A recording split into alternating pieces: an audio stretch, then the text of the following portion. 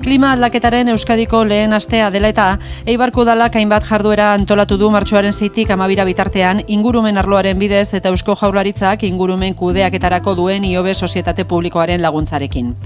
Eibartarrok gure planetak egun duen ingurumen erronka handienaren aurrean, hau da aldaketa klimatikoaren kontra egiteko konpromiso pertsonalak hartzeak duen garrantziaz jabetu gaitezen da ekimenaren helburu nagusia.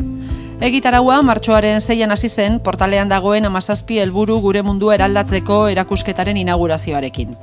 UNESCO etxeak antolatutako lehiaketa bat irabazi zuten artistek egindako 17 ilustrazioen bidez, herritarrei Nazio Batuen erakundeak 2015ko irailean onartutako garapen jasangarrirako 2030 agendaren edukia eman nahi zaie ezagutzera.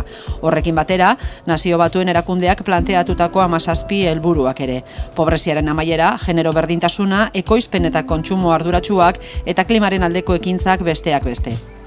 Erakusketa martxoaren 27 arte egongo da zabalik, astelehenetan izan ezik, portaleako erakusketa aretoan arratsaldeko 6:30 8:30. Sarrera doakoa da. Eibarko lehen aste klimaren egitaraua, Elisa Sainz de Murietak martxoaren 7an portalean aldaketa klimatikoaren eraginari buruz eskainitako hitzaldiarekin jarraitu zuen.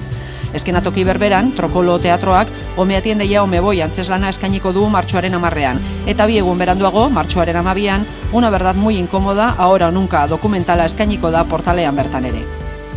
10 urte igaro dira Estatu Batuetako Al Gore lehendakari ordeak berotze globalaren arazo larriaz jabetzeko egin zuen kanpainaren berri ematen zuen Una verdad incómoda, 2006ko dokumental sonatuak.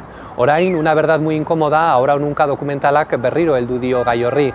Filmak 10 urte hauetan egindako aurrerapenak eta Al Gorek energia berriztagarrietan inbertitu dezaten munduko liderrak konbentzitzeko egin duen ahalegina islatzen du, amaieran Parisko hitzarmenaren sinadura historiko hura gogora ekarriz. Dokumentala gaztelaniaz da eta sarrera doakoa. Herritar guztiei zabaldutako jarduera hauekin batera eta Eskola Agenda 21 proiektuan parte hartzen duten ikastetxeak ekitaldiotara gerturatzeko asmoarekin aldaketa klimatikoaren inguruan hainbat jarduera antolatuko dira ikastetxetan ere.